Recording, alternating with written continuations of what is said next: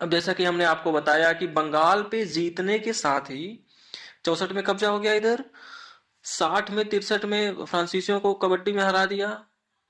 हाँ, और भाई हम नहीं लड़ेंगे, फ्रांसीसियों ने बोल दिया।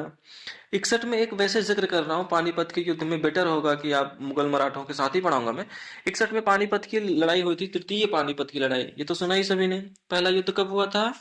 1526, दूसरा 56, तीसरा 1761। बड़े फेमस युद्ध हैं, सबको वैसे भी याद रहते हैं। तो 61 के युद्ध में क्या था कि अहमद शाह अब्दाली ने मराठों को पराजित किया। तो अंग्रेज बंगाल में इन्वॉल्व है, इधर मराठों की हालत बहुत खराब कर दी थी अब्दाली ने। इसी समय मैसूर में हैदर अली ने सत्ता पर कब्जा किया 1761 में। और 5 वर्षों के भीतर हैदर अली कर्नाटक, केरल और तमिलनाडु आज के हिसाब से उसके एक बड़े भूभाग पर अपने साम्राज्य का विस्तार कर लिया। तो मद्रास में जो बैठे हुए अंग्रेज थे वो चिंतित हो गए कि ऐसा ना हो कि कल ये हमें भी चुनौती देने लग जाए।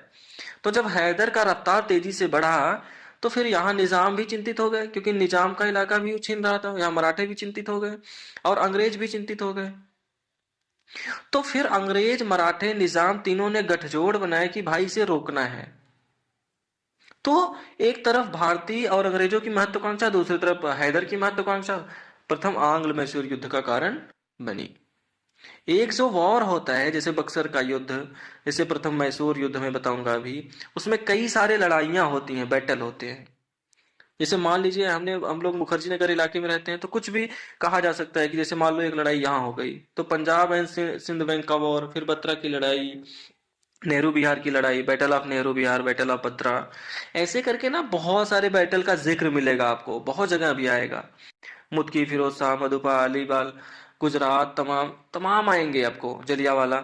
तो ऐसे 8 बैटल तो पंजाब पंजाब में हो जाएंगे। ऐसे बहुत मिलेंगे। जहां जरूरत होगी वहां बैटल को हम लेंगे, जहां जरूरत नहीं होगी वहां बैटल को नहीं लेंगे। हाँ, किताब में कुछ बैटल का उल्लेख है। किताब पढ़ने का मतलब है कि 2-3 पैराग्राफ भी पढ़ना, लेकिन मन से पढ़ना। ठीक है, हर एक लाइन को ठीक से पढ़ना। तो फिर दोनों तरफ से लड़ाइयां हुई, फाइनली ये लड़ाई बराबरी पे समाप्त हो गई, कोई नहीं जीता इसमें। ठीक है, दोनों ने समझौता कर लिया भाई कि ऐसा कर, तेरा क्षेत्र तुझे लौटा दे रहा हूँ, मेरा क्षेत्र मुझे लौटा दे, मामला निपट गया। फिर अंग्रेज थोड़ा फिर बेचैन रहते थे थोड़ा। अब क्या हुआ कि महाराष्ट्र में उत्तराधिकार का युद्ध शुरू हो गया। ठीक है, जब महाराष्ट्र में उत्तराधिकार का युद्ध शुरू हो गया, तो जिसको पेशवा प्रधानमंत्री बनना था मराठों का प्रमुख, वो नहीं बन पाया, वो अंग्रेजों के पास पहुंच गए, भाई मदद कर। अंग्रेजों ने देखा कि बंगाल में जो काम हुआ वो यहाँ भी कर सकते हैं, भाई उत्तराधिकार का युद्ध की समस्या है। यहाँ भी एक लड़ाई शुरू हो गई मराठों से। मराठे लड़ने में ठीक ठीक थे अपने क्षेत्र में, मराठों ने अंग्रेजों को मतलब अलग अलग बैटल में हराया, कुछ बैटल में अंग्रेजों की भी जीत हुई। जब लड़ाई चल ही रही थी, तब हैदर भी कुछ अंग्रेजों से नाराज था ही। हैदर को लगा कि सही मौका है। हैदर ने मराठों को बोला कि मैं तुम्हारा भी साथ दूंगा, निजाम को भी अपने साथ जोड़ा, तीनों भाई मिल करके जो है। ठीक है, कभी कभी एकता दिखेगी। फिर एकता दिखी एक बार, अंग्रेजों को चुनौता यहाँ पे दूसरा मैसूर युद्ध भी हो जाएगा, बट फैसला नहीं होगा, बराबरी पे समझौता होगा। तब अंग्रेजों के द्वारा फिर एक बार कि भाई एक साथ तीनों शक्तियों से लड़ना ठीक नहीं है, मराठे, निजाम और हैदर। और अंग्रेजों को रियलाइज हुआ कि इन तीनों में सबसे जो है मजबूत हैदर और टीपू है, उसका बेटा। ये फ्रांस, तुर्की, ये हमारे सारे विरोधियों से ये मित्रता कर रहा है, ये समझ रहा है कि हमारी हैसियत और ताकत के बारे में।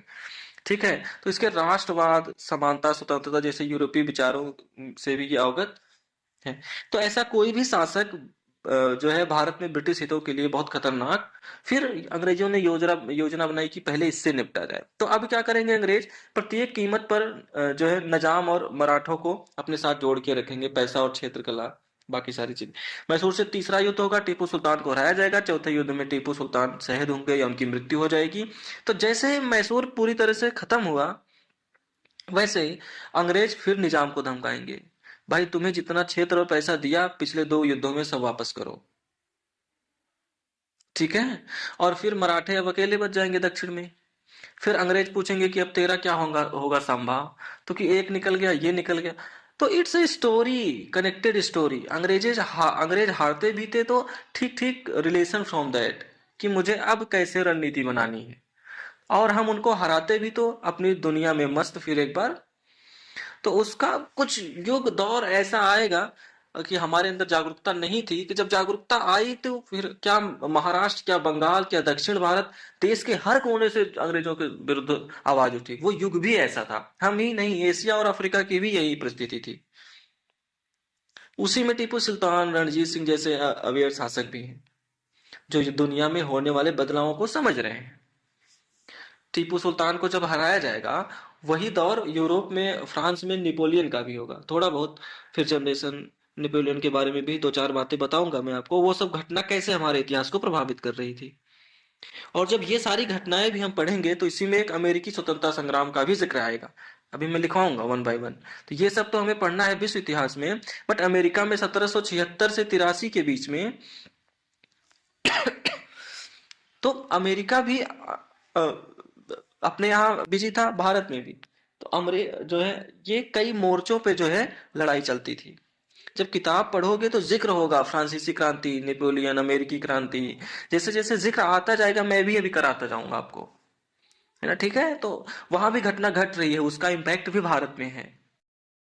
अभी आप आगे देखोगे, अमेरिका में अंग्रेजों की हार हुई थी, और अमेरिकी सेना जो है, कॉर्नवालिस था, कॉर्नवालिस बहुत खफा था कई नीतियों से। तो जो अमेरिका में हारा हुआ सेनापति है, अंग्रेज उसको गवर्नर बना के भारत में भेजेंगे, कि भारत हाथ से ना निकल जाए। तो जो घटनाएं अलग अलग घट रही हैं दुनिया के नक्शे में, वो सब भी कनेक्टेड हैं, क्योंकि अंग्रेजों का साम्राज्य ही इतना बड़ा था। तो विश्व इतिहास वाली क्लास में क्या होता है कि बहुत विस्तार से हम पढ़ते हैं चीजों को। अभी जितना किताब में है बस उसको मैं समझा दिया करूंगा 2-2 मिनट में कि ऐसा हुआ था। ठीक है, तो उससे भी आपको किताब आपको समझने में हेल्प मिलेगा। अब आप एक शीर्षक दो, लिखो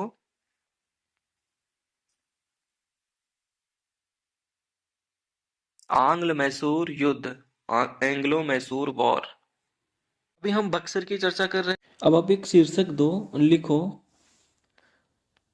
एंग्लो मैसूर युद्ध, आंग्ल मैसूर वॉर। ठीक है,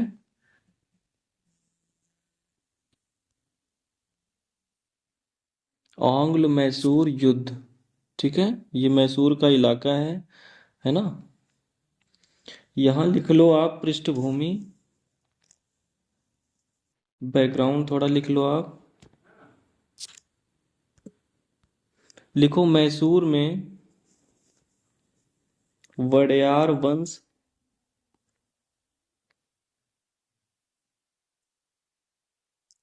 मैसूर में वड़यार वंश के चिक्का कृष्णराज, मैसूर में वड़यार वंश, ये वंश आज भी है, वड़यार वंश के चिक्का कृष्णराज का शासन था।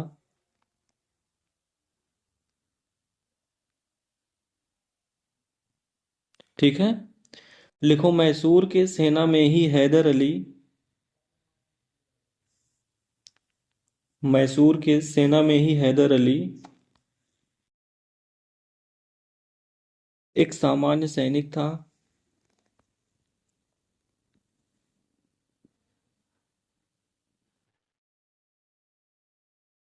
योग्यता के बल पर,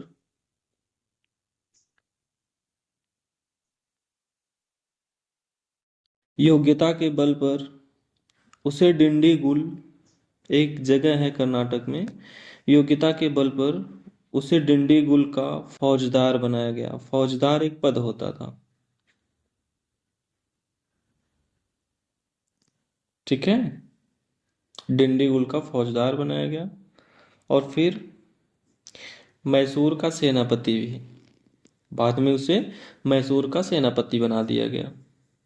काफी साहसी था तो इसको सेनापति बना दिया गया। ये एक सामान्य सैनिक था हैदर जो था। ठीक है, पृष्ठभूमि में अगला पॉइंट लिखो, लिखो 1761, 1761 में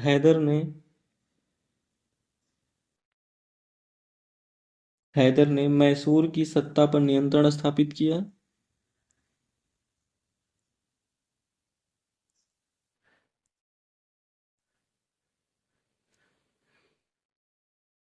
नियंत्रण स्थापित किया, तथा 1761 से 66 के मध्य 61 से 66 के मध्य समकालीन परिस्थितियों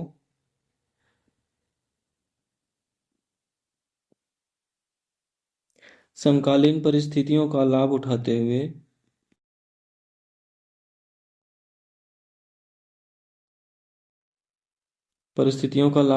हुए वर्तमान कर्नाटक,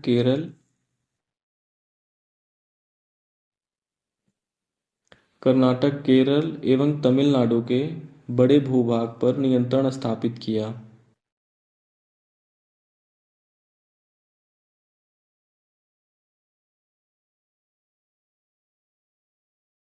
तमिलनाडु के बड़े भूभाग पर नियंत्रण स्थापित किया।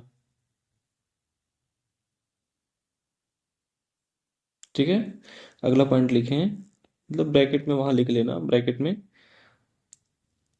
1761 में मराठों की पराजय, 1761 में मराठों की पराजय तथा 1764 में बंगाल में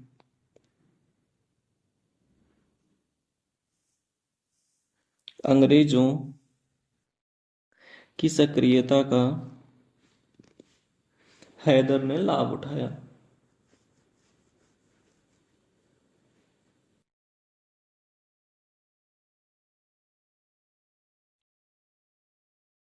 जैसे हमने कहा कि भाई कहा कि हैदर ने समकालीन परिस्थितियों का लाभ उठाया, अंग्रेज ज्यादा सक्रिय थे दक्षिण में, मराठे भी सक्रिय थे, तो इनका फायदा हैदर को मिला। अगला पॉइंट लिखें, हैदर की विस्तारवादी नीति से या आक्रामक नीति से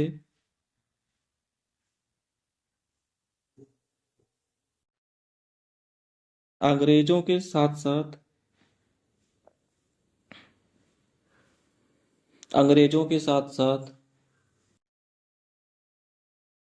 मराठे अंग्रेजों के साथ साथ मराठे तथा अन्य निजाम भी चिंतित थे।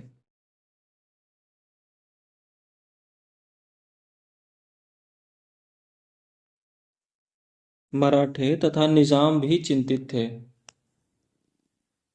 ठीक है, लिखें, इनकी वह हैदर की महत्वाकांक्षा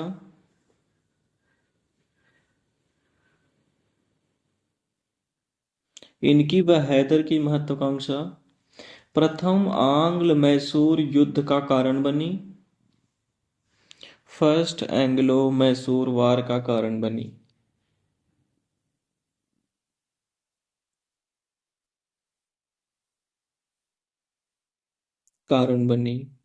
इसको लिख लें आप जरा सा। फर्स्ट वॉर जो हुआ है 1767 से 69, प्रथम आंग्ल मैसूर युद्ध। ठीक है, देखो जो निर्णायक नहीं होता उसके बारे में एक दो तथ्य याद रखने होते हैं, जो निर्णायक होता है उसमें थोड़ी जानकारी बढ़ानी होती है किसी भी वॉर में। ठीक है, तो ये अवधि है युद्ध की। ठीक है, तो लिखो 1769 में, इसी में लिख लो आप, 1769 में मद्रास की संधि के द्वारा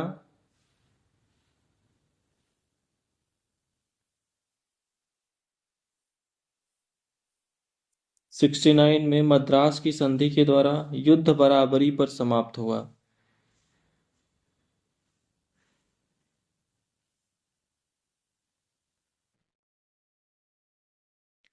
जैसा कि हमने पीछे कहानी बता दी थी कि कुछ बैटल में हैदर की जीत हुई, कुछ में ब्रिटिश गुट की जीत हुई। ठीक है, और फाइनली अंग्रेजों और हैदर में संधि हो गई, युद्ध समाप्त करते हैं, आपने जो मेरा इलाका लिया है मुझे दे दीजिए, आपका इलाका हम आपको लौटा देते हैं, और जो हमारे बंदी हैं उनको एक्सचेंज कर लिया जाए। बराबरी का मतलब होता है क्षेत्र और बंदियों को एक्सचेंज करना और युद्ध पूर्व अवस्था में पहुंच जाना, जो सीमा थी। ठीक है, तो मद्रास की संधि के द्वारा युद्ध बराबरी पर समाप्त हुआ। फैसला हो नहीं पाया अभी। ठीक है, तो आप लिखो द्वितीय आंग्ल मैसूर युद्ध।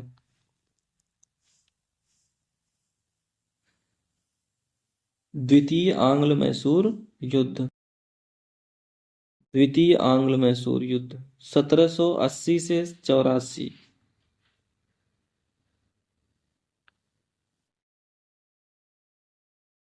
ठीक है, इसके बारे में लिख लो। कारण फिर वही होंगे पॉइंट्स के रूप में। एक लिख लो अंग्रेजों की महत्वाकांक्षा।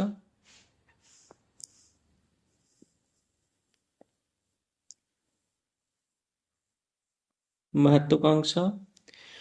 दूसरा, हैदर की महत्वाकांक्षा।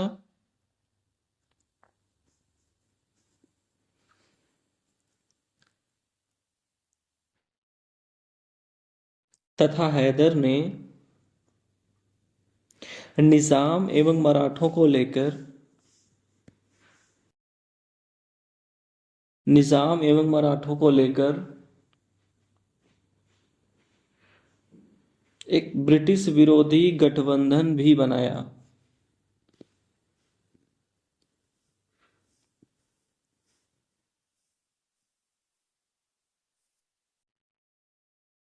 ये अभी निर्णायक नहीं है, इसलिए अभी बहुत ज्यादा पढ़ना नहीं है। बस युद्ध हुआ, डेट जान लेना, एक दो काम की बातें जान लेनी है। तीसरा निर्णायक है तो उस पर थोड़ी चर्चा हो जाएगी अभी, है ना। तो ये था इसमें। लिखो, परिणाम लिखो आप।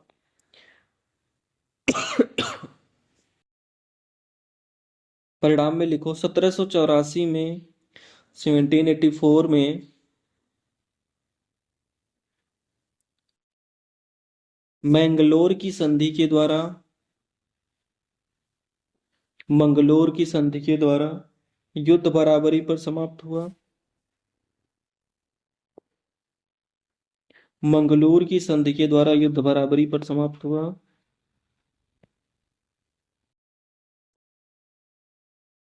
नोट करके एक दो पॉइंट और आप लिख लो यहां। लिखो 1782 में हैदर अली की मृत्यु के पश्चात, 82 में हैदर अली की मृत्यु के पश्चात टीपू सुल्तान शासक बना। टीपू सुल्तान शासक बना एवं युद्ध का नेतृत्व किया।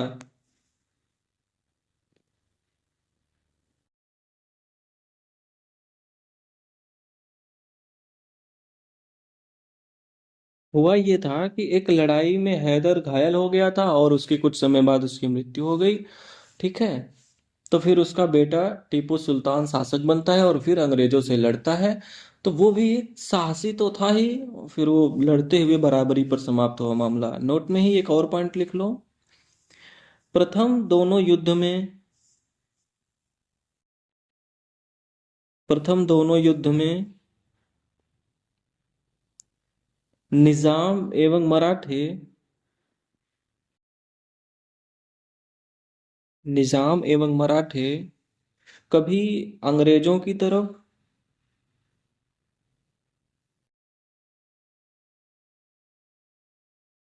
तो कभी हैदर की तरफ से लड़े।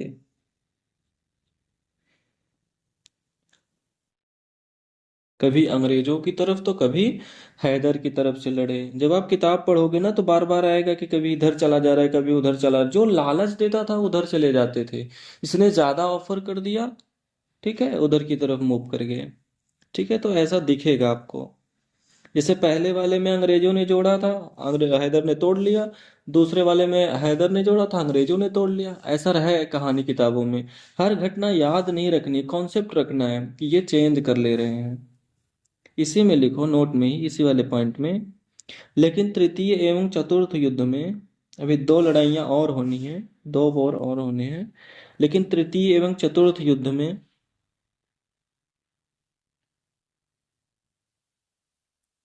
प्रारंभ से अंत तक निजाम एवं मराठों ने अंग्रेजों का साथ दिया।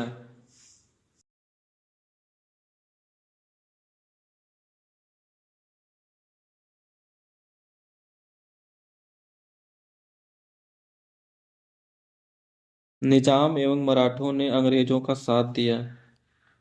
तो हम देखेंगे कि तीसरे और चौथे युद्ध में मैसूर की हार भी हुई।